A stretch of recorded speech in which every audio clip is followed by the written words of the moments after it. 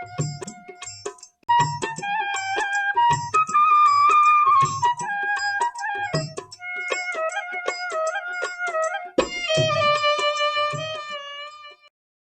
Radio USA ਸੁਣ ਰਹੇ ਸਾਰੇ ਹੀ ਮਾਣਯੋਗ ਅਤੇ ਸਤਿਕਾਰਤ ਸਰੋਤਿਆਂ ਨੂੰ ਬਹੁਤ ਹੀ ਪਿਆਰ ਸਤਿਕਾਰ ਸਹਿਤ ਦੋਨੋਂ ਅੱਜ ਜੋੜ ਕੇ ਨਿੱਕੀ ਜਿਹੀ ਸਤਿ ਸ੍ਰੀ ਅਕਾਲ। ਸਭ ਨੂੰ ਜੀਆਂ ਨੂੰ ਆਖਦੇ ਹਾਂ। ਸਰੋਤਿਓ, ਅੱਜ ਦਾ ਇਹ ਜਿਹੜਾ ਵਿਸ਼ੇਸ਼ ਪ੍ਰੋਗਰਾਮ ਆ ਉਹ ਲੈ ਕੇ ਹਾਜ਼ਰ ਹੋ ਚੁੱਕੇ ਹਾਂ। ਦ ਸਿੱਖ ਹੈਰੀਟੇਜ ਬਿਯੋਂਡ ਬਾਰਡਰਜ਼, ਸਿੱਖ ਵਿਰਾਸਤ ਸਰਹੱਦੋਂ ਪਾਰ ਨਾਮ ਦਾ ਇਹ ਪ੍ਰੋਗਰਾਮ, ਜਿਹੜਾ ਕਿ ਇਸੇ ਨਾਮ ਦੀ ਕਿਤਾਬ ਦੇ ਨਾਲ ਸੰਬੰਧਿਤ ਹੈਗਾ ਆ, ਜਿਸ ਦੇ ਆਥਰ ਲਿਖਣ ਵਾਲੇ ਡਾਕਟਰ ਦਲਵੀਰ ਸਿੰਘ ਪੰਨੂ ਉਹ ਆਪਣੇ ਨਾਲ ਇਸ ਟਾਈਮ ਜੁੜ ਚੁੱਕੇ ਆ। ਇਸ ਦੇ ਬਾਰੇ ਗੱਲਬਾਤ ਕਰਦੇ ਆ। ਡਾਕਟਰ ਪੰਨੂ ਜੀ, ਆਇਆਂ ਨੂੰ ਸਵਾਗਤ ਹੈ। ਸਤਿ ਸ੍ਰੀ ਅਕਾਲ ਜੀ। ਸਤਿ ਸ੍ਰੀ ਅਕਾਲ ਜੀ। ਰਾਜਕਰਮਲ ਸਿੰਘ ਜੀ, ਤੁਹਾਡਾ ਬਹੁਤ ਬਹੁਤ ਧੰਨਵਾਦ। ਇੱਕ ਵਾਰ ਤੁਸੀਂ ਮੈਨੂੰ ਫੇਰ ਪੰਜਾਬੀ ਰੇਡੀਓ USA ਦੇ ਸਾਰੇ ਸਰੋਤਿਆਂ ਦੇ ਰੂਬਰੂ ਹੋਣ ਦਾ ਮੌਕਾ ਦਿੱਤਾ ਜੀ। ਸੋ ਬਿਲਕੁਲ ਸਰੋਤਿਓ, ਆਪਣੇ ਪਿਛਲੇ ਕਈ ਚਿਰ ਤੋਂ ਗੱਲਬਾਤ ਆ ਉਹ ਚੱਲਦੀ ਆ ਰਹੀ ਆ। ਜਿਹੜੀ ਇਹ ਕਿਤਾਬ ਆ ਦ ਸਿੱਖ ਹੈਰੀਟੇਜ ਬਿਯੋਂਡ ਬਾਰਡਰਜ਼, ਜਿਹੜੀ ਕਿ Amazon ਦੇ ਉੱਤੇ ਉਪਲਬਧ ਹੈਗੀ ਹੈ, ਤੁਸੀਂ ਉੱਥੋਂ ਬਾਏ ਕਰ ਸਕਦੇ ਹੋ, ਜਾਂ ਤੁਹਾਡੀਆਂ ਜਿਹੜੀਆਂ ਲੋਕਲ ਪਬਲੀਕੇਸ਼ਨ ਜੇ ਲੈਂਦੇ ਜਾਂ ਚੜ੍ਹਦੇ ਪੰਜਾਬ ਦੇ ਵਿੱਚ ਤੁਸੀਂ ਹੈਗੇ ਆ ਤਾਂ ਉੱਥੋਂ ਤੁਸੀਂ ਇਸ ਨੂੰ ਕਿਤਾਬ ਨੂੰ ਖਰੀਦ ਸਕਦੇ ਆ। ਇਸ ਦੇ ਵਿੱਚ ਕਾਫੀ ਜ਼ਿਆਦਾ ਜਿਹੜੀ ਸਿੱਖ ਵਿਰਾਸਤ, ਸਿੱਖ ਇਤਿਹਾਸ ਦੇ ਨਾਲ ਜੁੜੇ ਹੋਏ ਚੈਪਟਰਸ ਆ, ਉੱਥੋਂ ਦੇ ਨਾਲ ਜੁੜੇ ਹੋਏ ਇਤਿਹਾਸਿਕ ਸਥਾਨ ਆ। ਸੋ ਉਸ ਦੇ ਬਾਰੇ ਜਿਹੜੀ ਡੀਟੇਲ ਦੇ ਵਿੱਚ ਇਹਨਾਂ ਨੇ ਜਾਣਕਾਰੀ ਦਿੱਤੀ ਆ। ਸੋ ਇਹਨਾਂ ਨੇ ਜਿਹੜੀ ਲਹਿੰਦੇ ਪੰਜਾਬ ਦੇ ਵਿੱਚ ਆਪਣੀ ਜਿਹੜੀ ਇਹ ਰਿਸਰਚ ਆ ਉਹ ਕੀਤੀ ਆ, ਅਤੇ ਉਸ ਤੋਂ ਬਾਅਦ ਦੇ ਵਿੱਚ ਇਹ ਕਿਤਾਬ ਨੂੰ ਜਿਹੜਾ ਕਲਮਬੰਦ ਕਰਕੇ ਤੁਹਾਡੇ ਸਾਰਿਆਂ ਦੇ ਰੂਬਰੂ ਜਿਹੜਾ ਉਹ ਕੀਤਾ ਹੋਇਆ ਆ। ਇਸ ਮੌਕੇ ਆਪਣੀ ਗੱਲਬਾਤ ਜਿਹੜੀ ਆ ਇਸ ਕਿਤਾਬ ਦੇ ਜਿਹੜਾ 10ਵਾਂ ਅਧਿਆਇ ਆ, ਚੈਪਟਰ 10 ਜਿਹੜਾ ਬਾਲੇ ਦਾ ਖੂਹ, ਉਸ ਦੇ ਬਾਰੇ ਜਿਹੜੀ ਆ ਚਰਚਾ ਚੱਲ ਰਹੀ ਹੈ। ਕਾਫੀ ਰੌਚਕ ਜਿਹੜੀ ਜਾਣਕਾਰੀਆਂ ਆਪਾਂ ਨੂੰ ਹੁਣ ਤੱਕ ਇਸ ਦੇ ਬਾਬਤ ਮਿਲ ਰਹੀਆਂ। ਬਾਲਾ ਜਨਮ ਸਾਖੀ ਦੇ ਨਾਲ ਸੰਬੰਧਿਤ, ਖਾਸ ਕਰਕੇ ਕਿਉਂਕਿ ਇਸ ਕਰੈਕਟਰ ਦੇ ਨਾਲ ਜੁੜਿਆ ਹੋਇਆ ਆ। ਸੋ ਜਿੱਥੇ ਆਪਾਂ ਗੱਲਬਾਤ ਛੱਡੀ ਸੀਗੀ, ਜੇ ਆਪਾਂ ਉੱਥੇ ਮਾੜਾ ਜਿਹਾ ਰੀਕੈਪ ਡਾਕਟਰ ਪੰਨੂ ਕਰਦੇ ਜਾਈਏ ਵੀ ਬਾਲੇ ਦੀ ਜਨਮ ਸਾਖੀ ਜਿਹੜੀ ਜਿਸ ਨੇ ਲਿਖੀ ਸੀਗੀ, ਜਿਸ ਦਾ ਆਪਾਂ ਜ਼ਿਕਰ ਕਰ ਰਹੇ ਸੀਗੇ ਪਹਿਲਾਂ, ਵੀ ਜੇ ਉਹ ਦੱਸਿਆ ਜਾਵੇ ਇੱਕ ਵਾਰੀ ਫੇਰ ਵੀ, ਕੀ ਉਸ ਨੇ ਆਪ ਲਿਖੀ ਸੀ ਜਾਂ ਕਿਸੇ ਦੇ ਇਸ਼ਾਰੇ ਤੇ ਲਿਖੀ ਸੀ ਜਾਂ ਕਿਸੇ ਤੋਂ ਉਸਨੇ ਲਿਖਵਾਈ ਜਿਹੜੀ ਉਹ ਲਿਖਵਾ ਰਿਹਾ ਸੀਗਾ। ਸੋ ਇਸ ਦੇ ਬਾਰੇ ਕੀ ਜਿਹੜੀ ਤੁਹਾਡੀ ਰਿਸਰਚ ਆਖਦੀ ਆ? ਜੀ ਬਿਲਕੁਲ, ਇਹਦੇ ਬਾਰੇ ਦੋ ਰਾਏ ਹੈਗੀਆਂ। ਇੱਕ ਤਾਂ ਜਿਹੜੀ ਬਾਲਾ ਜਨਮ ਸਾਖੀ ਖੁਦ ਹੈਗੀ, ਉਹਦੇ ਵਿੱਚ ਤਾਂ ਇਹ ਹੈ ਕਿ ਬਾਲਾ ਨੇ ਪੈੜਾ ਮੁੱਖਾ ਜਿਹੜਾ ਸੀ ਉਹਦੇ ਕੋਲੋਂ ਜਿੱਦਾਂ ਸੀ ਉੱਥੇ ਲਿਖਵਾਈ ਸੀ। ਬਾਲਾ ਬੋਲੀ ਜਾ ਰਿਹਾ ਸੀ ਤੇ ਪੈੜਾ ਮੁੱਖਾ ਜਿਹੜਾ ਸੀ ਉਹ ਲਿਖੀ ਜਾ ਰਿਹਾ ਸੀ। ਪਰ ਹੁਣ ਜਿਹੜੀ ਹੋਰ ਨਵੀਂ ਰਿਸਰਚ ਸਾਹਮਣੇ ਆ ਰਹੀ ਹੈ, ਉਹਦੇ ਵਿੱਚ ਇਹ ਇੱਕ ਨਾਮ ਆਉਂਦਾ ਆ ਬਿਧੀ ਚੰਦ ਦਾ। ਜਿਹੜਾ ਬਿਧੀ ਚੰਦ ਸੀ, ਇਹ ਹਿੰਦਾਲੀ ਦਾ ਬੇਟਾ ਸੀ। ਉਹਨੇ ਆਪਣੇ ਜਿਹੜਾ ਸਾਥੀ ਸੀ ਉਹਦਾ, ਇੱਕ ਲਾਲਾ ਪੰਨੂ ਜੀ, ਉਹਨੂੰ ਕਿਹਾ ਵੀ ਕਿਸੇ ਤੋਂ ਲਿਖਾਈ ਜਾਵੇ, ਤੇ ਲਾਲਾ ਪੰਨੂ ਨੇ ਇੱਕ ਰਾਈਟਰ ਹਾਇਰ ਕੀਤਾ, ਗੋਰਖਦਾਸ। ਇਹ ਜਿਹੜਾ ਗੋਰਖਦਾਸ ਸੀ ਉਹਦੇ ਹੱਥੀਂ ਫਿਰ ਇਹਨਾਂ ਨੇ ਲਿਖਵਾਈ ਸੀ, ਬਿਧੀ ਚੰਦ ਨੇ ਤੇ ਜਿਹੜਾ ਲਾਲਾ ਪੰਨੂ ਸੀਗਾ। ਸੋ ਇਹ ਜਿਹੜਾ ਹੈਗਾ, ਆਪਾਂ ਚੈਪਟਰ ਦੇ ਐਂਡ ਤੇ ਇਹ ਕਰਾਂਗੇ ਵੀ ਸੱਚ ਦਾ ਝੂਠ ਦਾ ਕੀ ਹੈਗਾ, ਵੀ ਨਿਤਾਰਾ ਕੀ, ਆਪਣੀ ਬੁੱਕ ਦੇ ਵਿੱਚ ਵੀ ਆਪਾਂ ਇਹ ਕੀਤਾ ਹੋਇਆ। ਸੋ ਇਹ ਦੋ ਰਾਏ ਹੈਗੀਆਂ। ਜਿਹੜੀ ਬਾਲਾ ਜਨਮ ਸਾਖੀ ਦੇ ਵਿੱਚ ਖੁਦ ਲਿਖਿਆ ਹੋਇਆ, ਉਹ ਪੈੜਾ ਮੁੱਖਾ ਦਾ ਨਾਮ ਹੈਗਾ ਵੀ ਉਹ ਉੱਥੇ ਗੁਰੂ ਸਾਹਿਬ, ਗੁਰੂ ਅੰਗਦ ਦੇਵ ਜੀ ਪਾਤਸ਼ਾਹ, ਉੱਥੇ ਮਤਲਬ ਜਿਹੜਾ ਖਡੂਰ ਸਾਹਿਬ ਹੈਗਾ ਉਸ ਇਲਾਕੇ ਦੇ ਵਿੱਚ ਲਿਖਿਆ ਗਿਆ। ਪਰ ਜਿਹੜੀ ਨਵੀਂ ਖੋਜ ਆ ਰਹੀ ਹੈ, ਜਿਹਦੇ ਬਾਰੇ SS ਪਦਮ ਜੀ ਨੇ ਕਾਫੀ ਕੰਮ ਕੀਤਾ, ਉਹਨਾਂ ਦੀ ਬੁੱਕ ਹੈਗੀ ਆ ਸਾਖੀ ਮਹਿਲ ਪਹਿਲੇ ਕੀ, ਜਿਹਦੇ ਵਿੱਚ ਉਹ ਇਹ ਆਈਡੀਆ ਦਿੰਦੇ ਆ ਵੀ ਜਿਹੜਾ ਇਹ ਲਾਲਾ ਪੰਨੂ ਸੀ, ਜਿਹੜਾ ਪਿੰਡ ਰਾੜਾ ਦਾ ਰਹਿਣ ਵਾਲਾ ਸੀ, ਲਾਹੌਰ ਦੇ ਕੋਲ ਪਿੰਡ ਹੈ ਰਾੜਾ, ਉੱਥੋਂ ਦਾ ਸੀਗਾ, ਜਿਹਨੇ ਆਪਣੇ ਦੋਸਤ ਬਿਧੀ ਚੰਦ ਦੇ ਕਹਿਣ ਤੇ ਜਿਹੜੀ ਹੈਗੀ ਇਹ ਆਪਣੇ ਉਹਦਾ ਕੁਲੀਗ ਸੀਗਾ ਗੋਰਖਦਾਸ, ਉਹ ਤੋਂ ਜਿਹੜੀ ਹੈਗੀ ਲਿਖਵਾਈ ਹੈ।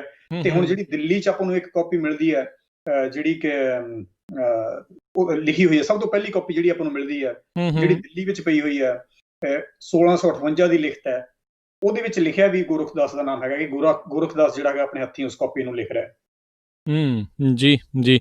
ਸੋ ਬਿਧੀ ਚੰਦ ਦਾ ਜਿਹੜਾ ਤੁਸੀਂ ਨਾਮ ਦਾ ਜ਼ਿਕਰ ਕੀਤਾ ਆ, ਇਹਨਾਂ ਦੇ ਬਾਰੇ ਕੀ ਆਪਾਂ ਨੂੰ ਹੋਰ ਜਾਣਕਾਰੀ ਪ੍ਰਾਪਤ ਹੈਗੀ ਆ? ਕਦੋਂ ਦਾ ਇਹਨਾਂ ਦਾ ਜਨਮ ਸੀ, ਕਦੋਂ ਇਹਨਾਂ ਦੀ ਮੌਤ ਹੋਈ ਆ? ਸੋ ਇਸ ਦੇ ਬਾਰੇ ਕੀ ਰਿਸਰਚ ਆਖਦੀ ਆ? ਜੀ, ਬਿਧੀ ਚੰਦ ਜਿਹੜਾ ਸੀ, ਇਹ ਇੱਕ ਬਾਲ ਚੰਦ ਦਾ ਭਰਾ ਸੀ। ਹਿੰਦਾਲੀਆਂ ਦੇ ਇਹ ਬੇਟੇ ਸੀਗੇ। ਹਿੰਦਾਲੀਆਂ ਦਾ ਜਿਹੜਾ ਹੈਡਕੁਆਟਰ ਹੈ ਪਿੰਡ ਜੰਡਿਆਲਾ ਗੁਰੂ, ਇਹਨਾਂ ਨੂੰ ਨਰੰਜੜੀਆਂ ਵੀ ਕਿਹਾ ਜਾਂਦਾ, ਅੰਮ੍ਰਿਤਸਰ ਜਲੰਧਰ ਰੋਡ ਤੇ GT ਰੋਡ ਤੇ ਇਹ ਪਿੰਡ ਹੈਗਾ। ਇਹ ਕਾਫੀ ਉਸ ਵੇਲੇ ਦੇ ਜਿਹੜੇ ਹੈਗੇ ਉਹ ਕਹਿ ਲਓ ਅਮੀਰ ਜਗੀਰਦਾਰ ਜੱਟ ਸੀਗੇ, ਜਿਨ੍ਹਾਂ ਨੇ ਕਿ ਕਾਫੀ ਜ਼ਿਆਦਾ ਇਹਨਾਂ ਦਾ ਉਸ ਵੇਲੇ ਜੀ ਕਹਿ ਲਓ ਆਪਾਂ ਕਹਿ ਸਕਦੇ ਹਾਂ ਕਿ ਲੋਕਾਂ ਦੇ ਵਿੱਚ ਕਾਫੀ ਜ਼ਿਆਦਾ ਪ੍ਰਭਾਵ ਵੱਡੇ ਲੈਵਲ ਤੇ ਸੀਗਾ। ਠੀਕ ਹੈ। ਸੋ ਬਿਧੀ ਚੰਦ ਜੀ ਜਿਹੜੇ ਆ, ਇਹਨਾਂ ਦੀ ਜਿਹੜੀ ਡੈਥ ਹੋਈ ਹੈ 1658 ਦੇ ਵਿੱਚ ਜਿਹੜੀ ਹੈਗੀ ਆ, ਇਹਨਾਂ ਦੀ ਮੌਤ ਹੋ ਜਾਂਦੀ ਹੈ। ਤੇ ਉਦੋਂ ਉਸ ਸਾਲ ਦੇ ਆਲੇ ਦੁਆਲੇ ਹੀ ਜਿਹੜਾ ਬਹੁਤ ਸਾਰਾ ਜਿਹੜਾ ਜਨਮ ਸਾਖੀਆਂ ਦੇ ਉੱਤੇ ਜਿਹੜਾ ਹੈਗਾ ਕੰਮ ਕੀਤਾ ਗਿਆ, ਉਹਨਾਂ ਨੂੰ ਤੋੜ ਮਰੋੜਿਆ ਗਿਆ ਜਾਂ ਉਹਨਾਂ 'ਚ ਜਿਹੜੀਆਂ ਅਲਟਰੇਸ਼ਨਸ ਕੀਤੀਆਂ ਗਈਆਂ। ਜੀ, ਜੀ।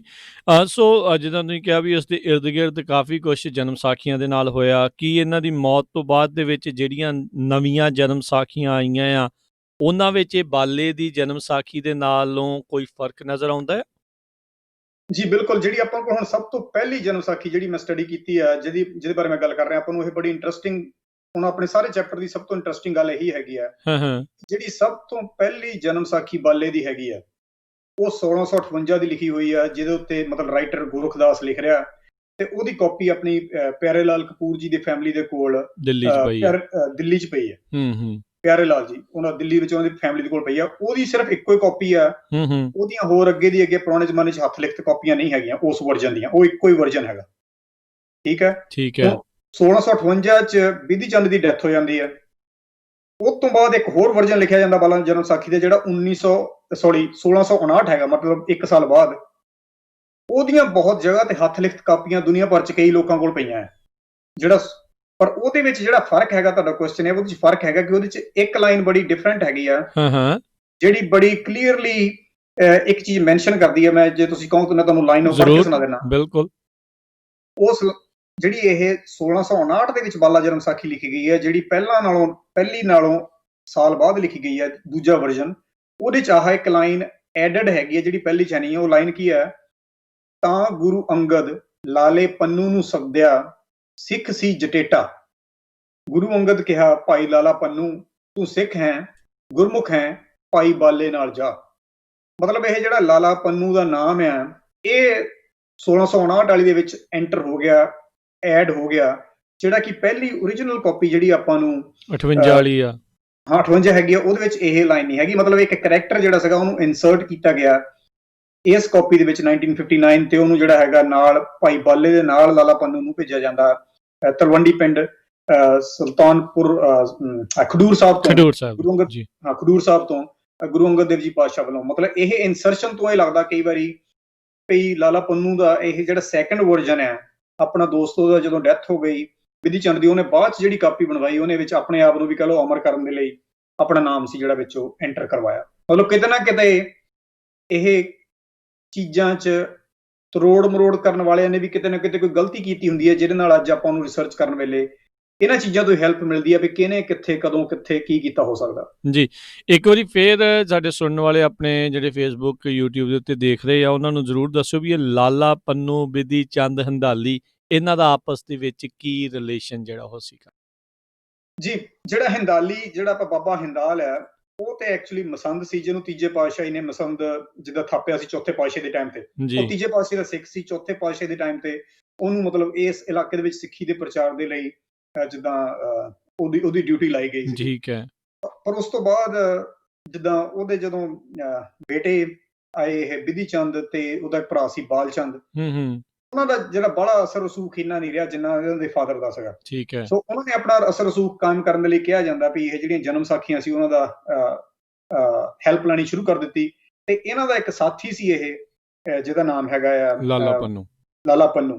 ਤੇ ਉਹ ਲਾਲਾ ਪੰਨੂ ਆਪ ਰਾਈਟਰ ਨਹੀਂ ਸੀ, ਤੇ ਉਹਨੇ ਇੱਕ ਰਾਈਟਰ ਦੀ ਹੈਲਪ ਲਈ। ਉਸ ਰਾਈਟਰ ਦਾ ਨਾਮ ਹੈਗਾ ਆ ਇਹ ਗੋਰਖਦਾਸ, ਜਿਹਦਾ ਕਿ ਨਾਮ ਆਪਾਂ ਨੂੰ ਜਿਹੜੀ ਪਹਿਲੀ ਜਨਮ ਸਾਖੀ ਹੈਗੀ ਆ ਉਹਦੇ ਵਿੱਚ ਜਾ ਕੇ ਮਿਲਦਾ ਆ। ਪਰ ਹੁਣ ਜਿਹੜੀ ਆਪਾਂ ਬਾਲਾ ਜਨਮ ਸਾਖੀ ਦੇ ਵਿੱਚ ਜਿਹੜਾ ਲਿਖਿਆ ਹੋਇਆ ਕਾਪੀ ਹੈਗੀ ਆ, ਉਹਦੇ ਮੁਤਾਬਕ ਇਹ ਲਾਈਨ ਵਿੱਚ ਆ ਜਾਂਦੀ ਹੈ, ਜਿਹੜੀ ਹੁਣ ਆਪਾਂ 1659 ਤੋਂ ਬਾਅਦ ਪੜ੍ਹਦੇ ਹਾਂ, ਕਿ ਲਾਲਾ ਪੰਨੂ ਦਾ ਨਾਮ ਵੀ ਉਸ ਬਾਲਾ ਜਨਮ ਸਾਖੀ ਦੇ ਵਿੱਚ ਜਿਹੜਾ ਐਡ ਕਰ ਦਿੱਤਾ ਜਾਂਦਾ, ਤਾਂ ਕਿ ਇਹ ਸ਼ੋਅ ਕੀਤਾ ਜਾਂਦਾ ਕਿ ਲਾਲਾ ਪੰਨੂ ਗੁਰੂ ਨਾਨਕ ਦੇਵ ਜੀ ਤੋਂ ਬਾਅਦ ਗੁਰੂ ਅੰਗਦ ਦੇਵ ਜੀ ਦੇ ਟਾਈਮ ਤੇ ਹੋਇਆ ਕੋਈ ਬੰਦਾ ਸੀ। ਤਾਂ ਹੀ ਉਹ ਕਹਿ ਰਹੇ ਨਾ ਵੀ ਉਹਨਾਂ ਨੂੰ ਗੁਰੂ ਜੀ ਨੇ ਸੇਵਾ ਲਾਈ। ਬਿਲਕੁਲ, ਮਤਲਬ ਗੁਰੂ ਅੰਗਦ ਦੇਵ ਜੀ ਦੇ ਟਾਈਮ ਤੇ ਜਿਹੜਾ ਹੈਗਾ ਉਹ ਕਰੈਕਟਰ ਚੱਕ ਕੇ ਉਸ ਟਾਈਮ ਤੇ ਲਾਤਾ ਜਾਂਦਾ, ਇਨਸਰਟ ਕਰ ਦਿੱਤਾ ਗਿਆ। ਇਹ 1 ਸਾਲ ਬਾਅਦ ਹੀ ਜਿਹੜੇ ਬਿਧੀ ਚੰਦ ਦੇ ਪੂਰੇ ਹੋਣ ਤੋਂ 1 ਸਾਲ ਬਾਅਦ ਹੀ ਇੱਕ ਲਾਈਨ ਜਿਹੜੀ ਉਹ ਐਡ ਹੋ ਗਈ ਸੀ। ਜੀ, ਇਹ ਸਿਰਫ ਇੱਕੋ ਹੀ ਲਾਈਨ ਦਾ ਫਰਕ ਸੀਗਾ, ਬਾਕੀ ਸਾਰੀ ਸੇਮ ਸੀ? ਹੋਰ ਵੀ ਫਰਕ ਹੈਗੇ ਬਹੁਤ, ਪਰ ਇਹ ਇੱਕ ਫਰਕ ਹੈਗਾ ਜਿਹਦੇ ਤੋਂ ਇਹ ਨੇਮ ਜਿਹੜਾ ਹੈਗਾ ਉਹ ਐਡਡ ਆਪਾਂ ਨੂੰ ਮਿਲਦਾ। ਉਹ ਫਰਕ ਦਾ ਬਹੁਤ ਹੌਲੀ ਹੌਲੀ ਇੱਕ ਕਾਪੀ ਨਹੀਂ ਨਾ, ਅੱਗੇ ਹੋਰ ਬਹੁਤ ਕਾਪੀਆਂ ਆਈ ਗਈਆਂ, ਹਰੇਕ ਦੇ ਵਿੱਚ ਕੋਈ ਨਾ ਕੋਈ ਨਵੀਂ ਚੀਜ਼ ਐਡ ਹੁੰਦੀ ਗਈ। ਪਰ ਇਹ ਜਿਹੜੀ ਰਚਾਈ ਲਾਲਾ ਪੰਨੂ ਵਾਲੀ ਸੀ ਉਹ ਉਦੋਂ ਤੋਂ ਤੁਰਨੀ ਸ਼ੁਰੂ ਹੋਈ। ਉਹ ਸਾਰਿਆਂ 'ਚ ਰਹੀ, ਮੁੜ ਕੇ ਸਾਖੀਆਂ ਦਾ ਨੰਬਰ ਵੱਧਦਾ ਗਿਆ, ਘਟਦਾ ਗਿਆ। ਪਰ ਜਿਹੜੀ ਭੂਮਿਕਾ ਸ਼ੁਰੂ 'ਚ ਬੰਨਣੀ ਹੁੰਦੀ ਹੈ ਵੀ ਲਿਖੀ ਕਿਹਨੇ ਲਿਖੀ, ਉਹ ਜਿਹੜਾ ਕਰੈਕਟਰ ਸੀ ਉਹ ਓਰੀਜਨਲ ਜਿਹੜੀ ਆਪਾਂ ਓਰੀਜਨਲ ਇਸ ਕਰਕੇ ਕਹਿ ਸਕਦੇ ਹਾਂ ਵੀ ਇਨੀਸ਼ੀਅਲ ਕਹਿਣਾ ਚਾਹੀਦਾ, ਐਕਚੁਅਲੀ ਜਿਹੜੀ ਓਰੀਜਨਲ ਦਾ ਆਪਾਂ ਨੂੰ ਪਤਾ ਵੀ ਆਪਾਂ ਨਹੀਂ ਨੂੰ ਕਿ ਸਭ ਪਤਾ ਤੋਂ ਨਹੀਂ ਪਹਿਲੀ ਕਿੱਥੋਂ ਸ਼ੁਰੂ ਹੋਇਆ। ਕਿੱਥੇ ਸੀ, ਜਿਵੇਂ ਪਹਿਲਾਂ ਦੇਖ ਕੇ ਹਟੇ ਆ। ਹੂੰ ਇਹ ਵੀ ਸੀਗਾ ਕਿ ਦਰਿਆ ਦੇ ਵਿੱਚ ਜਿਹੜਾ ਰੋੜ ਰੁੜ ਦਿੱਤੀ ਗਈ। ਗਈ ਸੀਗੀ, ਮਤਲਬ ਮੁੜ ਕੇ ਸਾਰਾ ਕੁਝ ਹੀ ਹੱਥੀਂ ਲਿਖਿਆ ਇਹਨਾਂ ਨੇ। ਸੋ ਇਹ ਬੜਾ ਮੁਸ਼ਕਲ ਹੈ ਕਹਿਣਾ ਕਿ ਓਰੀਜਨਲ ਆਪਾਂ ਨੂੰ ਹਾਲੇ ਤੱਕ ਪਤਾ ਨਹੀਂ ਹੈਗਾ ਕਿ ਓਰੀਜਨਲ ਮੈਨੂਸਕ੍ਰਿਪਟ ਬਾਲਾ ਜਨਮ ਸਾਖੀ ਦੀ ਕਿੱਥੇ ਸੀਗੀ, ਕਦੋਂ ਸੀਗੀ। ਮਤਲਬ ਇਹ ਜਿਹੜੀ ਆਪਾਂ ਕਹਿ ਸਕਦੇ ਜਿਹੜੀ ਸਭ ਤੋਂ ਪੁਰਾਣੀ ਆਪਾਂ ਨੂੰ ਅਵੇਲੇਬਲ ਹੈ 1658 ਦਾ ਵਰਜਨ, ਉਹ ਤੋਂ ਜਿਹੜੀ ਬਾਅਦ ਚ ਲਿਖੀ ਗਈ ਹੈ ਉਹ ਚ ਜਿਹੜਾ ਫਰਕ ਹੈ ਮੈਂ ਤੁਹਾਨੂੰ ਉਹ ਦੱਸਿਆ। ਜੀ ਜੀ। ਇਹ ਜਿਹੜਾ ਜ਼ਰੂਰ ਦੱਸੋ ਵੀ ਇਹ ਬਾਲਾ ਜਨਮ ਸਾਖੀ ਦੇ ਵਿੱਚ ਗੁਰੂ ਨਾਨਕ ਦੇਵ ਜੀ ਦਾ ਜਿਹੜਾ ਪ੍ਰਕਾਸ਼ ਆ ਉਹ ਕੱਤਕ ਦਾ ਆ ਕਿ ਵਿਸਾਖ ਦਾ ਆ? ਹਾਂ, ਬਹੁਤ ਵਧੀਆ ਤੁਹਾਡਾ ਕੁਐਸਚਨ ਹੈ। ਜਿਹੜਾ ਬਾਲਾ ਜਨਮ ਸਾਖੀ ਹੈਗੀ ਆ, ਇਹ ਇੱਕ ਸਭ ਤੋਂ ਪੁਰਾਣਾ ਉਹ ਡਾਕੂਮੈਂਟ ਹੈ ਜਿਹੜਾ ਕਿ ਗੁਰੂ ਨਾਨਕ ਦੇਵ ਜੀ ਪਾਤਸ਼ਾਹ ਦਾ ਜਨਮ ਕੱਤਕ ਚ ਲਿਖਦਾ ਹੈ। ਪਰ ਇਹਦੀ ਮੈਨੂੰ ਇੱਕ ਜਿਹੜੀ ਹੈਗੀ ਹੈ ਕਾਪੀ, ਜਿੱਦਾਂ ਬਾਲਾ ਜਨਮ ਸਾਖੀ ਦੀਆਂ ਵੀ ਅਲੱਗ-ਅਲੱਗ ਕਾਪੀਆਂ ਦੁਨੀਆ ਭਰ ਚ ਹੈਗੀਆਂ, ਅਲੱਗ-ਅਲੱਗ ਜਗ੍ਹਾ ਤੇ ਪਈਆਂ। ਇਹਨਾਂ ਚ ਇੱਕ ਕਾਪੀ ਇਹ ਹੈਗੀ ਹੈ ਜਿਹਦੇ ਚ ਵਿਸਾਖ ਗੁਰੂ ਨਾਨਕ ਦੇਵ ਜੀ ਪਾਤਸ਼ਾਹ ਦਾ ਜਨਮ ਲਿਖਿਆ ਗਿਆ, ਜਿੱਦਾਂ ਕਿ ਪੁਰਾਤਨ ਜਨਮ ਸਾਖੀ ਚ ਵਿਸਾਖ ਗੁਰੂ ਸਾਹਿਬ ਦਾ ਜਨਮ ਦਿਨ ਲਿਖਿਆ ਹੈ। ਸੋ ਇਦਾਂ ਹੀ ਬਾਲਾ ਜਨਮ ਸਾਖੀ ਚ ਵੈਸੇ ਸਾਰੀ ਚ ਕੱਤਕ ਹੈ। ਕੱਤਕ ਜਿਹੜਾ ਬਰਥ ਡੇਟ ਹੈ ਇਹ ਬਾਲਾ ਜਨਮ ਸਾਖੀ ਵੱਲੋਂ ਹੀ ਇਨਫੈਕਟ ਜਿਹੜੀ ਹੈਗੀ ਪਾਪੂਲਰ ਕੀਤੀ ਗਈ ਹੈ। ਪਰ ਇੱਕ ਵਨਗੀ ਇੱਕ ਸਿਰਫ ਇੱਕ ਕਾਪੀ ਇਹਦੀ ਇਹੋ ਜਿਹੀ ਹੈਗੀ ਆ ਜਿਹਦੇ ਵਿੱਚ ਕੀ ਗੁਰੂ ਸਾਹਿਬ ਦਾ ਜਨਮ ਪੁਰਾਤਨ ਜਨਮ ਸਾਖੀ ਵਾਂਗੂ ਹੀ ਵਿਸਾਖ ਦੇ ਵਿੱਚ ਜਿਹੜਾ ਹੈਗਾ ਉਹ ਦਿੱਤਾ ਗਿਆ। ਜੀ। ਸੋ ਜਦੋਂ ਆਪਾਂ ਇਹ ਪੁਰਾਤਨ ਜਨਮ ਸਾਖੀਆਂ ਦੀ ਗੱਲ ਕਰਦੇ ਹਾਂ, ਉਹਨਾਂ ਦੇ ਆਥਰ ਕਿਹੜੇ ਸੀਗੇ? ਪੁਰਾਤਨ ਜਨਮ ਸਾਖੀ ਦਾ ਵੀ ਕੋਈ ਆਥਰ ਦਾ ਜਿਹੜਾ ਹੈਗਾ ਪਤਾ ਨਹੀਂ ਹੈਗਾ, ਆਥਰਲੈਸ ਹੀ ਹੈਗੀ ਹੈ। ਸੋ ਅਗੇਨ ਉਹਨੂੰ ਪੁਰਾਣੀ ਜਨਮ ਸਾਖੀ ਕਰਕੇ ਸਭ ਤੋਂ ਮਤਲਬ ਕਈ ਲੋਕੀ ਉਹਨੂੰ ਸਭ ਤੋਂ ਪੁਰਾਣੀ ਮੰਨਦੇ ਦਾ ਨਾਮ ਜਿਹੜਾ ਸੀਗਾ ਪੁਰਾਤਨ ਜਨਮ ਸਾਖੀ ਹੋ ਗਿਆ। ਮਿਹਰਬਾਨ ਜਨਮ ਸਾਖੀ ਹੈਗੀ ਹੈ ਫਿਰ ਇੱਕ, ਉਹ ਤਾਂ ਮਿਹਰਬਾਨ ਜਿਹੜੇ ਸੀਗੇ ਭਾਈ ਪ੍ਰਿਥੀ ਚੰਦ ਉਹਨਾਂ ਦੇ ਬੇਟੇ ਸੀਗੇ, ਉਹਨਾਂ ਦੇ ਨਾਮ ਤੇ ਹੈਗੀ ਆ। ਤੇ ਇੱਕ ਭਾਈ ਮਨੀ ਸਿੰਘ ਜੀ ਜਨਮ ਸਾਖੀ ਹੈਗੀ ਹੈ। ਸੋ ਇਹ ਕੁਝ ਜਨਮ ਸਾਖੀਆਂ ਅਲੱਗ-ਅਲੱਗ ਹੈਗੀਆਂ, ਪਰ ਜਿਹੜੀ ਪੁਰਾਤਨ ਜਨਮ ਸਾਖੀ ਹੈ ਉਹਦਾ ਵੀ ਆਥਰ ਜਿਹੜਾ ਹੈਗਾ ਉਹ ਅਨਨੋਨ ਹੈ। ਪਰ ਬਹੁਤ ਸਾਰੇ ਵਿਦਵਾਨ ਉਹਨੂੰ ਜ਼ਿਆਦਾ ਕਹਿ ਲਓ ਵੀ ਆਥੈਂਟਿਕ ਜਨਮ ਸਾਖੀ ਮੰਨਦੇ ਆ, ਇਸ ਕਰਕੇ ਉਹਦੇ ਨਾਲ ਆਪਾਂ ਹਮੇਸ਼ਾ ਬਾਲਾ ਜਨਮ ਸਾਖੀ ਦਾ ਜਿਹੜਾ ਕੰਪੈਰੀਜ਼ਨ ਆ ਉਹ ਕਰਦੇ ਰਹੀਦਾ। ਓਕੇ। ਸੋ ਅਜੇ ਵੀ ਆਪਾਂ ਜੇ ਦੇਖਿਆ ਜਾਵੇ ਜਿੱਦਾਂ 58 ਵਾਲੀ 59 ਵਾਲੀ ਦੇ ਵਿੱਚ ਜਿਹੜਾ ਫਰਕ ਆਉਣਾ ਸ਼ੁਰੂ ਹੋ ਗਿਆ, ਉਸ ਤੋਂ ਬਾਅਦ ਜਿੱਦਾਂ ਤੁਸੀਂ ਕਿਹਾ ਵੀ ਕਈ ਥਾਵਾਂ ਦੇ ਉੱਤੇ ਜਿਹੜਾ ਫਰਕ ਆਇਆ, ਤੇ ਇੱਕ ਅਜਿਹਾ ਤੁਹਾਨੂੰ ਵਰਜਨ ਜਿਹੜਾ ਮਿਲਿਆ ਜਿਸ ਦੇ ਵਿੱਚ ਗੁਰੂ ਨਾਨਕ ਦੇਵ ਜੀ ਦਾ ਜਿਹੜੀ ਜਨਮ ਆ ਉਹ ਵਿਸਾਖ ਦਾ ਜਿਹੜਾ ਉਹਨਾਂ ਨੇ ਲਿਖਿਆ ਆ। ਸੋ ਇਹਨਾਂ ਸਾਰਿਆਂ ਦੇ ਵਿੱਚੋਂ ਲੋਕ ਬਹੁਤਾਤ ਦੇ ਵਿੱਚ ਕਿਸ ਨੂੰ ਜਿਹੜਾ ਉਹ ਮੰਨਦੇ ਨੇ, ਜਿਹਦੇ ਵਿੱਚ ਲਾਲਾ ਪੰਨੂ ਵਗੈਰਾ ਦਾ ਨਾਮ ਹੈਗਾ, ਜਾਂ ਉਸ ਤੋਂ ਪਹਿਲੇ ਵਾਲਾ ਜਿਹੜੀ ਸੀਗੀ ਉਸ ਨੂੰ ਮੰਨਦੇ ਆ ਬਾਲੇ ਵਾਲੀਆਂ ਜਨਮ ਸਾਖੀਆਂ ਚੋਂ, ਕਿ ਹਰ ਇੱਕ ਦੀ ਆਪੋ ਆਪਣੀ ਮਰਜ਼ੀ ਆ?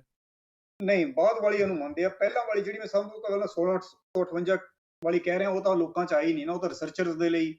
ਉਹ ਤਾਂ ਹੁਣ ਜਦੋਂ ਮੈਂ ਆਹ ਰਿਸਰਚ ਕਰਨ ਲੱਗਾ ਮੈਨੂੰ ਵੀ ਹੁਣ ਉਹਦੀ ਐਕਸੈਸ ਜਾਂ ਪਤਾ ਲੱਗਾ ਹੈ। ਠੀਕ ਹੈ। ਆਮ ਜਿਹੜੀ ਲੋਕੀ ਪੜ੍ਹਦੇ ਉਹ ਤਾਂ ਜਿਹੜਾ ਬਹੁਤ ਲੇਟਰ ਹਾਲੇ ਬਹੁਤ ਕੁਝ ਅੱਗੇ ਵਰਜਨ ਚੇਂਜ ਹੁੰਦੇ ਗਏ। 1880 ਚ ਜਾ ਕੇ ਜਦੋਂ ਪਹਿਲਾਂ ਪ੍ਰਿੰਟਿੰਗ ਪ੍ਰੈਸ ਸ਼ੁਰੂ ਹੋਈਆਂ, ਪ੍ਰਿੰਟਿੰਗ ਪ੍ਰੈਸ ਵਾਲਿਆਂ ਨੇ ਬਹੁਤ ਸਾਖੀਆਂ ਜਿਹੜੀਆਂ ਸੀ ਉਹ ਇਹੋ ਜਿਹੀਆਂ ਕੱਢ ਦਿੱਤੀਆਂ ਜਿਹਦੇ ਚ ਉਹਨੂੰ ਲੱਗਦਾ ਸੀ ਕਿ ਗੁਰੂ ਨਾਨਕ ਦੇਵ ਜੀ ਪਾਤਸ਼ਾਹ ਨੂੰ ਥੋੜਾ ਨੀਵਾਂ ਦਿਖਾਇਆ ਜਾਂਦਾ, ਕਿਉਂਕਿ ਲੋਕਾਂ ਨੇ ਫਿਰ ਪੜ੍ਹਨੀ ਨਹੀਂ ਸੀ।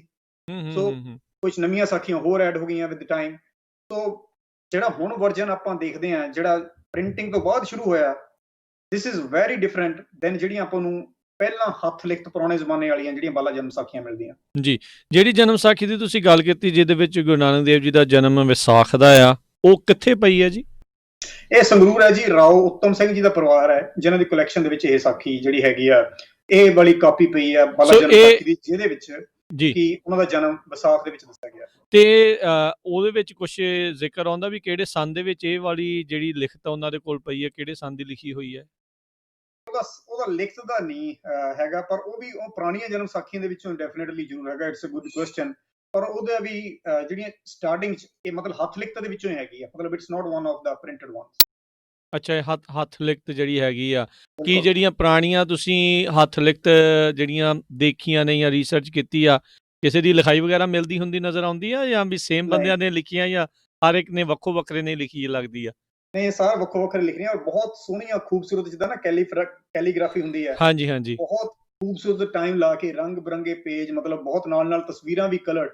ਮਤਲਬ ਜੇ ਤੁਸੀਂ ਕਈ ਵਾਰੀ ਨੋਟ ਕਰੋ, ਤੁਸੀਂ ਪੁਰਾਣੀਆਂ ਤਸਵੀਰਾਂ ਗੁਰੂ ਸਾਹਿਬ ਦੀਆਂ ਦੇਖਦੇ ਆ, ਉਹ ਸਾਰੀਆਂ ਜਿਹੜੀਆਂ ਇਹ ਜਨਮ ਸਾਖੀਆਂ ਦੇ ਵਿੱਚ ਅੰਕਿਤ ਕੀਤੀਆਂ ਗਈਆਂ, ਪਹਿਲਾਂ ਮੁੜ ਕੇ ਲੋਕੀ ਇਹਨਾਂ ਨੂੰ ਉੱਥੋਂ ਕਾਪੀ ਕਰਕੇ ਕੰਧਾਂ ਤੇ ਜਿਹੜਾ ਹੈਗਾ ਉਹ ਕਰਨ ਲੱਗੇ ਆ। ਸੋ ਬਹੁਤ ਇਹ ਅਮੀਰ ਰਾਇਲ ਫੈਮਿਲੀਜ਼ ਦਾ ਵਿੱਚ ਜਿਹੜਾ ਸੀਗਾ ਉਹਨਾਂ ਦੀ ਪੈਟਰੋਨੇਜ ਸੀਗੀ, ਤਾਂ ਕਰਕੇ ਇਹ ਜਨਮ ਸਾਖੀਆਂ ਜਿਹੜੀਆਂ ਬਹੁਤ ਵਧੀਆ ਵਰਕੇ ਤੇ ਕਈ ਵਾਰੀ ਗੋਲਡਨ ਮਾਰਜਨ ਲਾ ਕੇ ਸੁਨਹਿਰੀ, ਮਤਲਬ ਆਪਣੇ ਵੱਲੋਂ ਉਸ ਵੇਲੇ ਦੀ ਕਹਿ ਲਓ ਵੀ ਉਤਕ੍ਰਿਸ਼ਟ ਜਿਹੜੀ ਹੈਗੀ ਆ ਰਾਈਟਿੰਗ ਜਿਹੜੀ ਹੈਗੀ ਆ ਉਸ ਤਰੀਕੇ ਦੇ ਨਾਲ ਇਹਨਾਂ ਨੂੰ ਲਿਖਿਆ ਗਿਆ।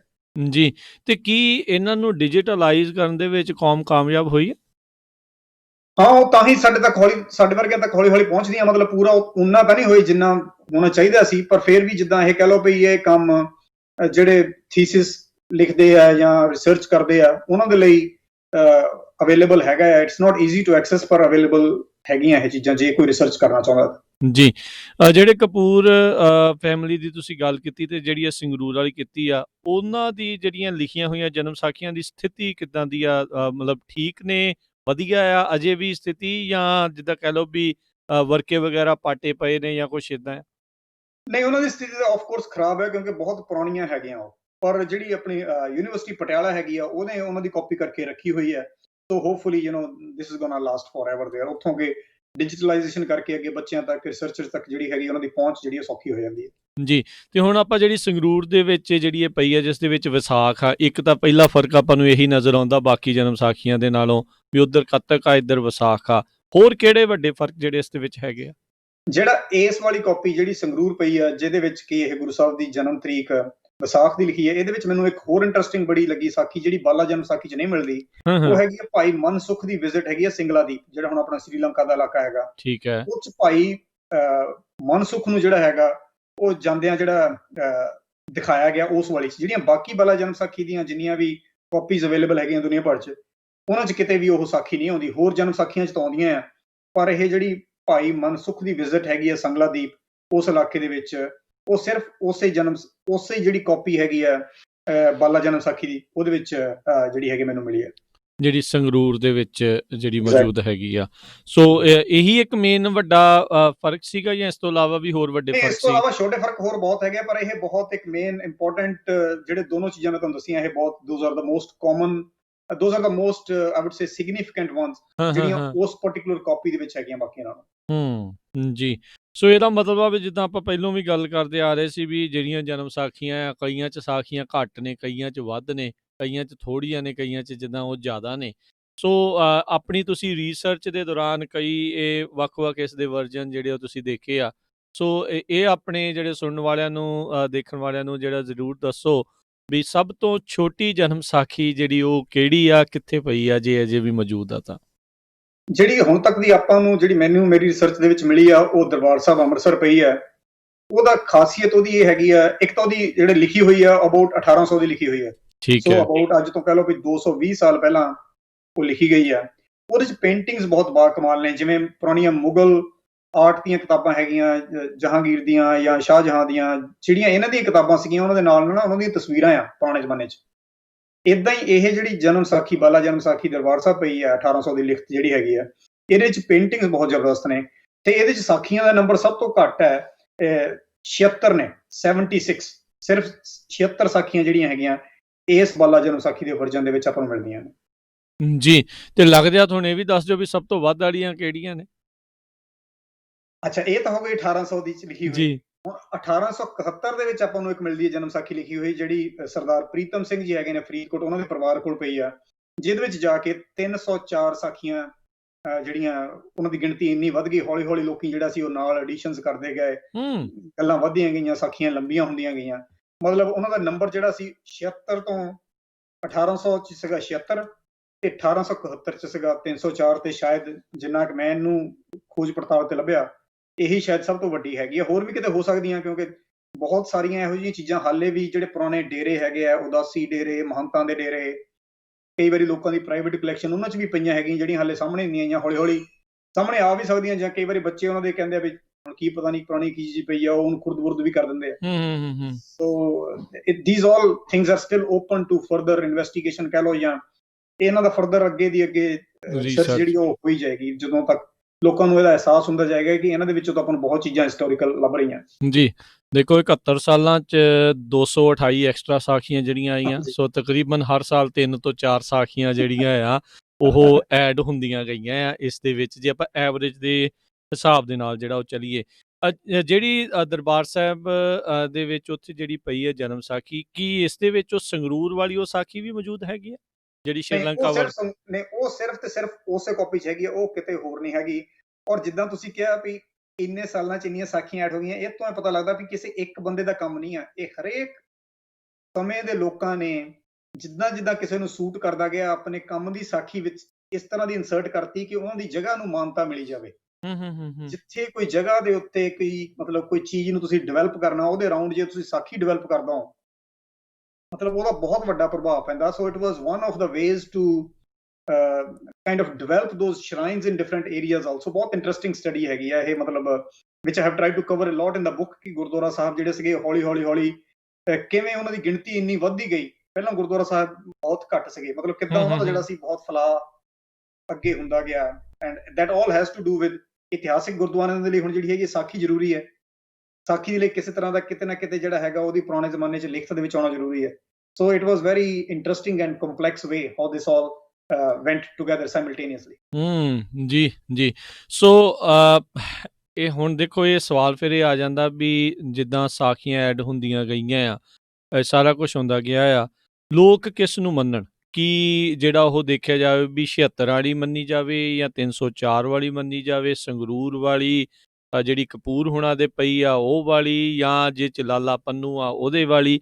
ਸੋ ਜੇ ਸਾਰਾ ਕੁਛ ਮੰਨ ਲਓ ਓਰੀਜਨੈਲਿਟੀ ਵੱਲ ਨੂੰ ਜੇ ਜਾਂਦੇ ਜਾਈਏ, ਇਨੀਸ਼ੀਅਲ ਵੱਲ ਨੂੰ ਜਾਂਦੇ ਜਾਈਏ, ਤੇ ਇਹਦੇ ਵਿੱਚ ਇਹਦਾ ਮਤਲਬ ਵੀ ਕਈ ਸਾਖੀਆਂ ਜਿਹੜੀਆਂ ਉਹ ਨਹੀਂ ਹੋਣ, ਜੇ ਆਪਾਂ ਉਸ ਦੇ ਬਰਾਬਰ ਤੁਲਨਾ ਕਰੀਏ, ਤੇ ਕਈ ਜਿਹੜੀਆਂ ਉਹ ਰਹਿ ਜਾਣਗੀਆਂ ਸਾਖੀਆਂ।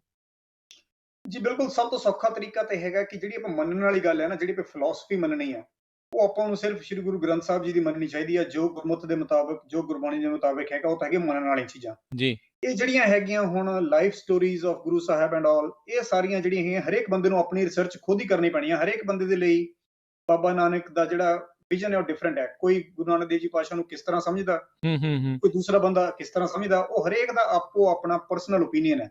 ਪਰ ਜਿੱਥੇ ਸਭ ਦਾ ਇੱਕੋ ਹੀ ਓਪੀਨੀਅਨ ਹੈ, ਉਹ ਹੈਗਾ ਸ੍ਰੀ ਗੁਰੂ ਗ੍ਰੰਥ ਸਾਹਿਬ ਜੀ ਦੀ ਬਾਣੀ। ਸੋ ਜਿਹੜਾ ਮੰਨਣ ਵਾਲੀ ਗੱਲ ਹੈ, ਹੂੰ। ਇਹਦੇ ਨਾਲ ਆਪਾਂ ਜ਼ਿੰਦਗੀ 'ਚ ਕਹਿ ਲਓ ਵੀ ਫੋਲੋਇੰਗ ਲੈਣੀ ਆ, ਸੁਨੇਹਾ ਲੈਣਾ ਆ, ਸੁਮੱਤ ਜਿਹ ਤੋਂ ਆਪਾਂ ਨੂੰ ਮਿਲਣੀ ਆ, ਉਹ ਗੁਰੂ ਗ੍ਰੰਥ ਸਾਹਿਬ ਜੀ ਦੀ ਬਾਣੀ ਹੈਗੀ ਆ। ਇਹ ਜਿੰਨੀਆਂ ਸਾਖੀਆਂ, ਜਨਮ ਸਾਖੀਆਂ, ਇਹ ਜਿੰਨੀਆਂ ਵੀ ਕਹਾਣੀਆਂ ਹੈਗੀਆਂ ਆ, ਇਹ this is more to understand ਕਿ ਕਿਵੇਂ ਧਰਮ ਦਾ ਫੈਲਾਅ ਹੁੰਦਾ ਆ, ਗੁਰੂ ਸਾਹਿਬ ਦੀ ਲਾਈਫ ਸਟਾਈਲ ਕੀ ਸੀ, ਔਰ ਕਿਵੇਂ ਲੋਕਾਂ ਨੇ ਇਹਨੂੰ ਮੁੜ ਕੇ ਚੇਂਜ ਕਰਨ ਦੀ ਕੋਸ਼ਿਸ਼ ਕੀਤੀ ਹੋਊਗੀ ਵਰਸਿਸ ਓਰੀਜਨਲ ਕੀ ਸੀ। ਇਹ ਹਰੇਕ ਬੰਦੇ ਦੀ ਆਪਣੀ ਇਹ ਪਰਸਨਲ ਜਰਨੀ ਹੈ। ਇਹ ਤੁਹਾਨੂੰ ਆਪਣੀ ਕਰਨੀ ਪੈਣੀ ਹੈ, ਮੈਨੂੰ ਆਪਣੀ ਕਰਨੀ ਪੈਣੀ ਹੈ। ਹਰੇਕ ਬੰਦੇ ਨੂੰ ਆਪੋ ਆਪਣੀ, ਔਰ ਹਰੇਕ ਨੇ ਆਪੋ ਆਪਣੇ ਮਨ ਦੇ ਵਿੱਚ ਉਸ ਹਿਸਾਬ ਨਾਲ ਗੁਰੂ ਸਾਹਿਬ ਨੂੰ ਟਿਕਾਉਣਾ ਹੈ, ਵੀ ਗੁਰੂ ਸਾਹਿਬ ਇਦਾਂ ਆਪਣਾ ਉਹਨਾਂ ਦਾ ਜਿਹੜਾ ਜੀਵਨ ਹੈਗਾ ਉਹ ਵਿਚਰਿਆ ਹੋਊਗਾ। ਜੀ। ਸੋ ਡਾਕਟਰ ਪੰਨੂ, ਇੱਥੇ ਮੈਂ ਪੁੱਛਣਾ ਵੀ ਚਾਹੁੰਦਾ, ਕਹਿਣਾ ਵੀ ਚਾਹੁੰਦੇ ਆ ਵੀ ਆਪਾਂ ਦੇਖਦੇ ਹਾਂ ਵੀ ਅੱਜ ਦੇ ਜ਼ਮਾਨੇ ਦੇ ਵਿੱਚ, ਚਾਹੇ ਕੋਈ ਧਰਮ ਦੇ ਨਾਲ ਕਹਾਣੀ ਸੰਬੰਧਿਤ ਆ ਜਾਂ ਨਹੀਂ ਹੁੰਦੀ, ਆਪਾਂ ਮੋਰਲ ਦੀਆਂ, ਐਥਿਕਸ ਦੀਆਂ ਕਹਾਣੀਆਂ ਬਹੁਤ ਸਾਰੀਆਂ ਜਿਹੜੀਆਂ ਸੁਣਦੇ ਆ। ਕੀ ਆਪਾਂ ਇਹ ਮੰਨਿਆ ਜਾਵੇ ਵੀ ਗੁਰੂ ਸਾਹਿਬ ਦਾ ਸੰਦੇਸ਼ ਨੂੰ ਸਾਰਿਆਂ ਤੱਕ ਪਹੁੰਚਾਉਣ ਦੇ ਲਈ ਸਰਲ ਤਰੀਕੇ ਦੇ ਨਾਲ ਕਹਾਣੀਕਾਰਾਂ ਨੇ ਜਾਂ ਉਹਨਾਂ ਦੀ ਮਦਦ ਦੇ ਨਾਲ ਵੀ ਮੋਰਲਸ, ਐਥਿਕਸ ਲੋਕਾਂ ਦੇ ਵਿੱਚ ਘੋਲ ਦਿੱਤੇ ਜਾਣ, ਵੀ ਇਹਨੂੰ ਇਸ ਤਰੀਕੇ ਦੇ ਨਾਲ ਵਰਤਿਆ ਗਿਆ? ਜੀ ਬਿਲਕੁਲ, ਉਹਨਾਂ ਦੇ ਦੋ ਤਰੀਕੇ ਹੋ ਸਕਦੇ। ਸਭ ਤੋਂ ਪਹਿਲਾਂ ਤਾਂ ਰੀਜ਼ਨ ਇਹੀ ਹੋ ਸਕਦਾ, ਜੋ ਬਿਲਕੁਲ ਤੁਸੀਂ ਕਿਹਾ, ਵੀ ਉਹਨਾਂ ਨੇ ਸੌਖਾ ਤਰੀਕਾ ਲੱਭ ਕੇ ਸਿੰਪਲ ਕਹਾਣੀਆਂ ਜਿਹੜੀਆਂ ਸੀਗੀਆਂ ਉਹਨੂੰ ਡਿਵੈਲਪ ਕੀਤਾ ਜਨਮ ਸਾਖੀ 'ਚ, ਤਾਂ ਕਿ ਲੋਕਾਂ ਦੇ ਵਿੱਚ ਗੁਰੂ ਸਾਹਿਬ ਦੇ ਪ੍ਰਤੀ ਜਿਹੜਾ ਫੇਥ ਹੈਗਾ ਉਹ ਜ਼ਿਆਦਾ ਡਿਵੈਲਪ ਹੋ ਸਕੇ। ਤੁਹਾਡੀ ਗੱਲ ਬਿਲਕੁਲ ਸਹੀ ਹੈ। ਪਰ ਹੁਣ ਜਿਵੇਂ ਜਿਵੇਂ ਅੱਗੇ ਦੀ ਅੱਗੇ ਜ਼ਮਾਨਾ ਵੱਧਦਾ, ਸਾਇੰਟੀਫਿਕ ਲੋਕੀ ਕੁਐਸਚਨ ਕਰਦੇ ਆ, ਫਿਰ ਆਪਾਂ ਕੰਪੇਅਰ ਕਰਦੇ ਆ ਵੀ ਗੁਰਬਾਣੀ ਦੇ ਮੁਤਾਬਕ ਤਾਂ ਇਹ ਚੀਜ਼ ਮਿਲਦੀ ਨਹੀਂ ਹੈ। That's where the questions start arising. ਦੂਜਾ ਤਰੀਕਾ ਇਹ ਵੀ ਹੋ ਸਕਦਾ, ਕਾਰਨ ਇਹ ਵੀ ਹੋ ਸਕਦਾ ਵੀ ਉਹਨਾਂ ਨੇ ਕੋਈ ਮਾੜੀ ਮਨਸ਼ਾ ਦੇ ਨਾਲ ਕੁਝ ਜਨਮ ਸਾਖੀਆਂ ਜਿਹੜੀਆਂ ਸੀਗੀਆਂ ਐਡ ਕੀਤੀਆਂ ਹੋਣ, ਕਿਉਂਕਿ ਉਹ ਆਪਣਾ ਕੁਛ ਨਾ ਕੁਛ ਲੋਕਲ ਨਾਮ ਜਿਹੜਾ ਸੀ, ਜਾਂ ਕਿਸੇ ਆਪਣੇ ਉਹਨਾਂ ਦੇ ਮੰਨਣ ਵਾਲੇ ਕਿਸੇ ਅਕੀਦੇ ਨੂੰ ਉੱਪਰ ਰੱਖਣਾ ਚਾਹੁੰਦੇ ਸੀਗੇ। ਇਸ ਕਰਕੇ ਇਹ ਦੋਨੋਂ ਚੀਜ਼ਾਂ ਹੀ ਹੈਗੀਆਂ ਵੀ ਜਨਮ ਸਾਖੀਆਂ ਦਾ ਫਾਇਦਾ ਵੀ ਹੋਇਆ, ਤੇ ਕੁਝ ਗੱਲਾਂ ਇਹੋ ਜਿਹੀਆਂ ਵੀ ਵਿੱਚ ਜਨਮ ਸਾਖੀਆਂ 'ਚ ਇੰਨੀਆਂ ਪੋਪੂਲਰ ਹੋ ਗਈਆਂ ਜਿਹੜੀਆਂ ਕਿ ਸਿੱਖ ਸਿਧਾਂਤਾਂ ਤੇ ਜਿਹੜੀਆਂ ਉਲਟ ਸੀਗੀਆਂ। ਸੋ ਕਹਿ ਲਓ ਵੀ ਇਹ ਦੋਹੀਂ ਪਾਸੀ ਜਿਹੜਾ ਇਹਦਾ ਹੈਗਾ ਫਾਇਦਾ, ਫਾਇਦੇ ਵਾਲੀ ਸਾਈਡ ਵੀ ਹੈਗੀ ਹੈ, ਨੁਕਸਾਨ ਵਾਲੀ ਸਾਈਡ ਵੀ ਹੈਗੀ। ਜੀ, ਜੀ। ਸੋ ਇਸ ਤਰੀਕੇ ਦੇ ਨਾਲ ਜਿੱਦਾਂ ਤੁਸੀਂ ਕਿਹਾ ਵੀ ਬਹੁਤ ਸਾਰੇ ਇਲਾਕੇ ਜਿਹੜੇ ਆ ਉਹ ਇਹਨਾਂ ਜਨਮ ਸਾਖੀਆਂ ਦੇ ਇਰਦ ਗਿਰਦ, ਉਹਨਾਂ ਸਾਖੀਆਂ ਦੇ ਨਾਲ ਸੰਬੰਧਿਤ ਜਿਹੜੇ ਉਹ ਡਿਵੈਲਪ ਹੋਏ ਨੇ। ਬਹੁਤ ਸਾਰੇ ਜਿਹੜੇ ਗੁਰਦੁਆਰਾ ਸਾਹਿਬ ਨੇ ਜਿਹੜੇ ਬਾਅਦ 'ਚ ਇਤਿਹਾਸਿਕ ਜਿਹੜੇ ਅਖਵਾਉਂਦੇ ਨੇ, ਇਹਨਾਂ ਦੇ ਕਰਕੇ ਆਉਂਦੇ ਆ। ਸੋ ਇਸੇ ਤਰੀਕੇ ਦੇ ਨਾਲ ਬਹੁਤ ਸਾਰੇ ਕਰੈਕਟਰ ਵੀ ਅਜਿਹੇ ਹੋਣਗੇ ਜਿਹੜੇ ਇਹਨਾਂ ਸਿਰਫ ਸਾਖੀਆਂ 'ਚ ਆ, ਬਾਲੇ ਦੀਆਂ ਜਨਮ ਸਾਖੀਆਂ ਦੇ ਵਿੱਚ ਹੀ ਆ। ਕੀ ਸਾਰੇ ਉਹ ਕਰੈਕਟਰਸ ਬਾਲੇ ਦੇ ਕਹਿ ਸਕਦੇ ਹਾਂ ਵੀ ਉਹਦੇ ਮਨੋਕਥਾ ਸੀਗੀ, ਐਕਚੁਅਲ 'ਚ ਕਰੈਕਟਰ ਸੀਗੇ, ਮੌਜੂਦ ਸੀਗੇ ਜਾਂ ਨਹੀਂ ਸੀਗੇ? ਕੀ ਆ ਇਸ ਦੇ ਵਿੱਚ? ਹੁਣ ਤੁਸੀਂ ਆਪਣੀ ਰਿਸਰਚ 'ਚ ਕੀ ਪਾਇਆ ਹੈ?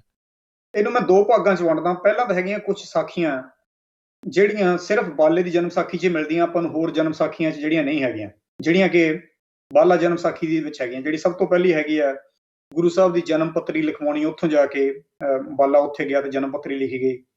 ਫਿਰ ਹੈਗੀ ਸਰਪ ਦੀ ਛਾਇਆ, ਕਿ ਗੁਰੂ ਸਾਹਿਬ ਦੇ ਵਿੱਚ ਬਚਪਨ ਦੇ ਵਿੱਚ ਸੱਪ ਦੀ ਛਾਂ ਕੀਤੀ ਗਈ। ਫਿਰ ਹੈਗੀ ਆ ਖਰਾ ਸੌਦਾ ਵਾਲੀ। ਫਿਰ ਹੈਗੀ ਆ ਬੇਬੇ ਨਾਨਕੀ ਜੀ ਦੀ ਕੁੜਮਾਈ ਤੇ ਵਿਆਹ, ਬੇਬੇ ਜੀ ਨਾਨਕੀ ਦਾ ਮਕਲਾਵਾ। ਫਿਰ ਮੋਦੀ ਖਾਨੇ ਦਾ ਲੇਖਾ ਦੇਣਾ। ਫਿਰ ਮਰਦਾਨੇ ਦਾ ਰਬਾਬ ਦੀ ਭਾਲ ਵਿੱਚ ਜਾਣਾ। ਫਿਰ ਰੰਦੇ ਦਾ ਗੁਰੂ ਸਾਹਿਬ ਨੂੰ ਮਿਲਣਾ।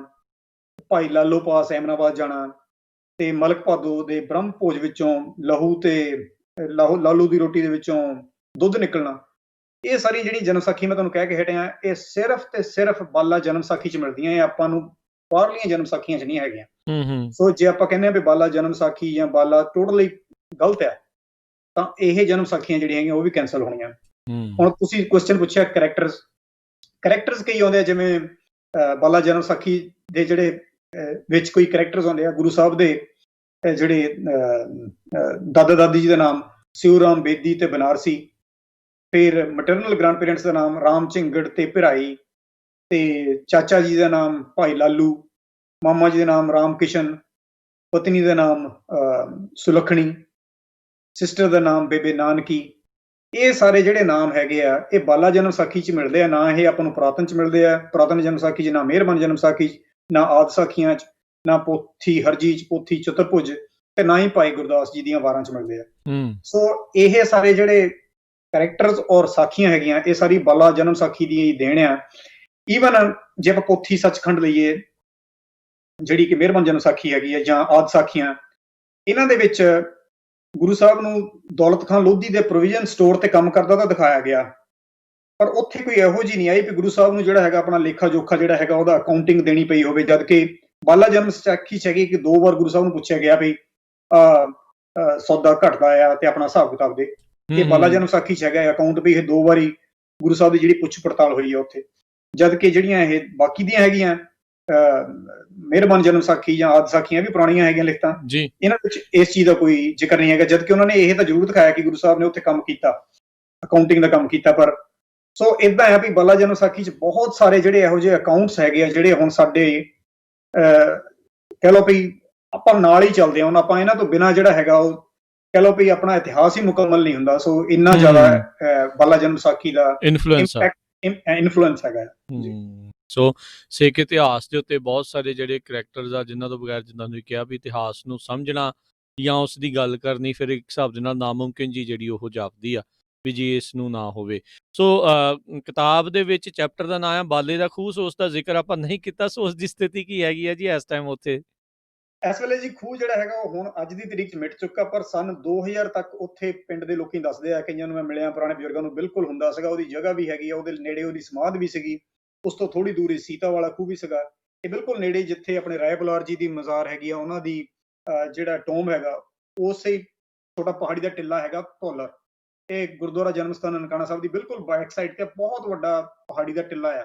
ਉੱਥੇ ਹੁਣ ਇਸ ਵੇਲੇ ਜਿਹੜਾ ਕਬਰਿਸਤਾਨ ਹੈ, ਉੱਥੇ ਸਭ ਕੁਝ ਜਿਹੜਾ ਹੈਗਾ ਇਹ ਕਵਰ ਹੋ ਚੁੱਕਾ। ਹੁਣ ਇਸ ਵੇਲੇ ਇਹ ਕਹਿ ਲਓ ਵੀ ਆਊਟ ਆਫ ਪਬਲਿਕ ਵਿਊ ਹੈ, ਸਿਰਫ ਇਹ ਰਿਸਰਚ ਦੇ ਲਈ ਹੀ ਜਿਹੜਾ ਹੈਗਾ ਉਹ ਰਹਿ ਗਿਆ। ਮੈਂ ਆਪਣੀ ਕਿਤਾਬ ਦੇ ਵਿੱਚ ਉਸ ਜਗ੍ਹਾ ਦਾ ਅਪਰੋਕਸੀਮੇਟ ਲੈਟੀਟਿਊਡ ਲੌਂਗੀਟਿਊਡ ਜਗ੍ਹਾ ਦੇਣ ਦੀ ਕੋਸ਼ਿਸ਼ ਕੀਤੀ ਹੈ, ਜਿੱਥੇ ਕਿ ਅਪਰੋਕਸੀਮੇਟਲੀ ਉਹ ਜਗ੍ਹਾ ਹੁੰਦੀ ਸੀ, ਔਰ ਸਨ 2000 ਤੱਕ ਜਿਹੜੀ ਸੀ ਲੋਕਾਂ ਨੂੰ ਬਕਾਇਦਾ ਦਿਖਦੀ ਵੀ ਸੀ, ਅੱਜ ਤੋਂ 20 ਸਾਲ ਪਹਿਲਾਂ ਤੱਕ।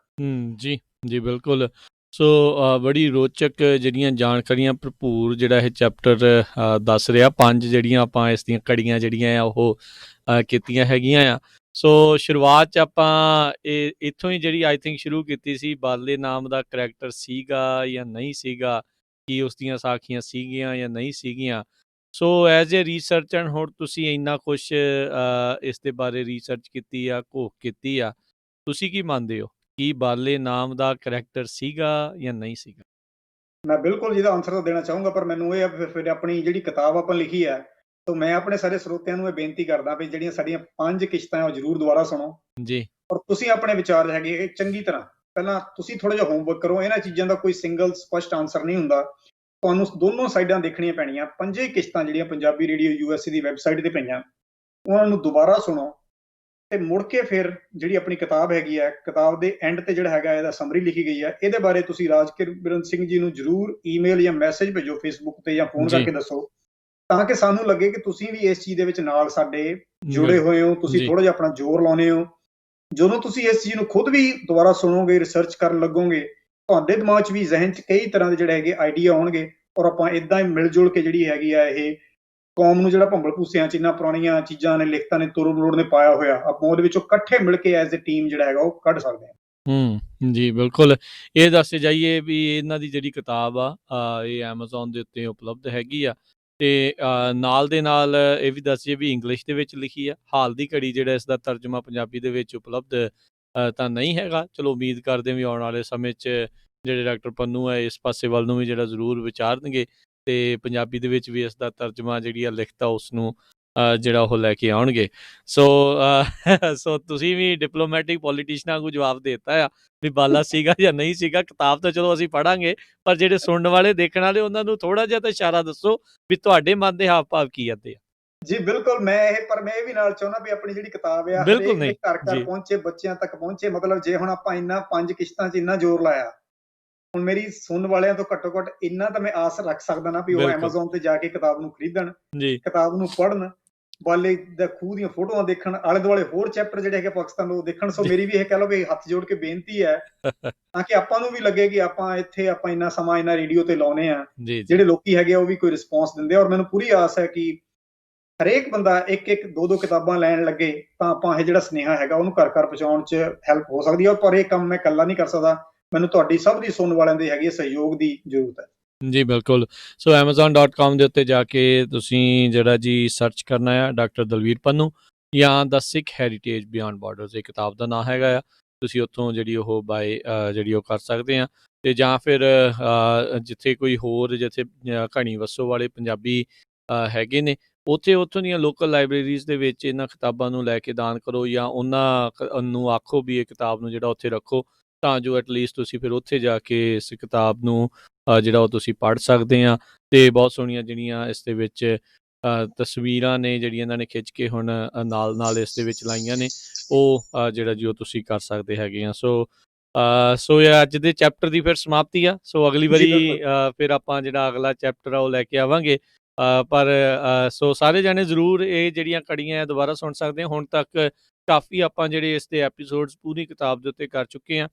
ਪੰਜਾਬੀ ਰੇਡੀਓ USA ਦੀ ਐਪ ਦੇ ਉੱਤੇ ਪੋਡਕਾਸਟ ਦੇ ਵਿੱਚ ਇਸ ਦਾ ਵੱਖਰਾ ਪੋਡਕਾਸਟ ਬਣਾਇਆ ਹੋਇਆ ਆ, ਦ ਸਿੱਖ ਹੈਰੀਟੇਜ ਬਿਯੋਂਡ ਬਾਰਡਰਸ।